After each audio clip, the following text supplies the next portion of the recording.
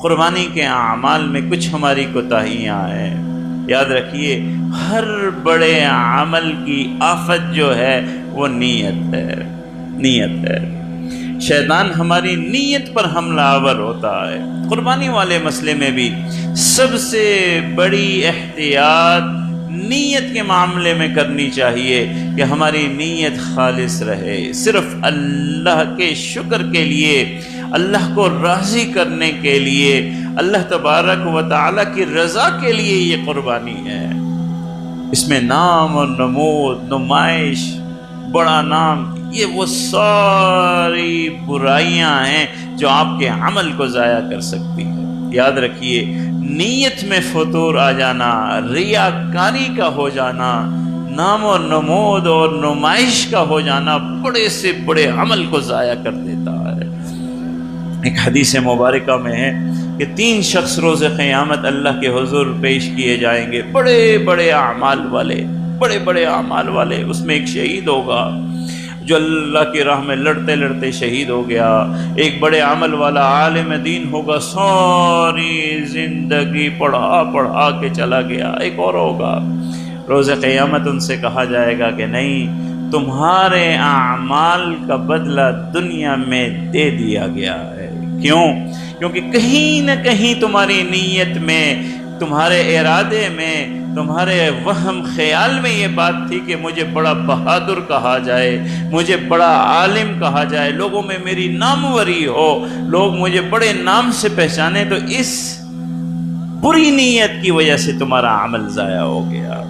نیت کے اندر فطور آ جانا اتنی بڑی خرابی ہے، اتنی بڑی خرابی ہے، اتنی بڑی خرابی ہے۔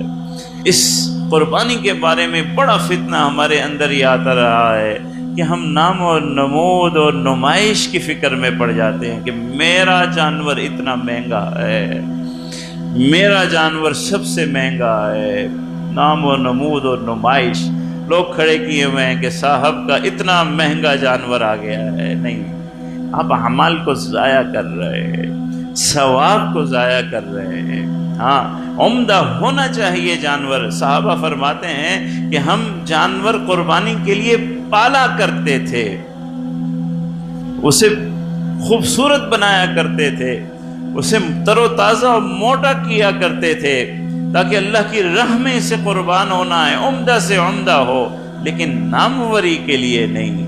آپ کہیں واقعے میں یہ نہیں سنیں گے کہ کسی صحابی نے اتنا بڑا وزنی جانور قربان کیا ہو، نہیں، یہ ناموری کے لیے نہیں ہے، یہ نمود و نمائش کے لیے نہیں ہے، یہ تو آپ کا جذبہ ہے، یہ تو آپ کا تحفہ ہے جو اللہ کے لیے ہے۔ آپ کے جذبات، آپ کی قربانی، ان صلاتی و نسکی و محیای و مماتی للہ، لفظ استعمال کیا۔ نسک قربانی کو کہتے ہیں، یہ جو ہم قربانی کرتے ہیں اس کا ایک نام نسک بھی ہے۔ قرآن مجید میں اللہ کہتے ہیں کہ مسلمانوں تمہارا اعمال اس طرح ہونا، ان صلاتی و نسکی و محیای و مماتی للہ، کہ میری قربانیاں، میری نماز، میری زندگی، میری موت صرف اللہ کے لیے ہے، صرف اللہ کے لیے۔ اس میں کوئی نمود و نمائش نہیں ہونی چاہیے، پہلی بات۔ دوسری بات کہ ہماری قربانی کے اندر جذبہ ہونا چاہیے، تقوی ہونا چاہیے۔ اللہ تعالیٰ قرآن مجید فرقان حمید میں فرماتے ہیں لن ینال اللہ لحومها ولا دماؤها ولکن ینالہ التقوی منکم۔ اے لوگو، تمہاری قربانیوں کا نہ خون اللہ کو پہنچتا ہے، نہ گوشت اللہ کو پہنچتا ہے، لیکن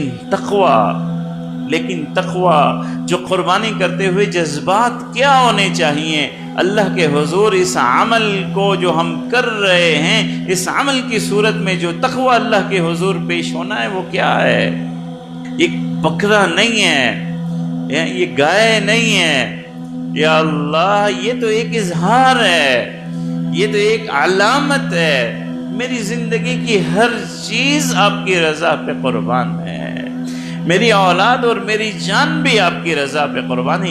یہ تقوی ہونا چاہیے قربانی کے ساتھ، یہ احساس ہونا چاہیے۔ جب آپ قربانی کریں اس تقوی کے ساتھ قربانی کریں۔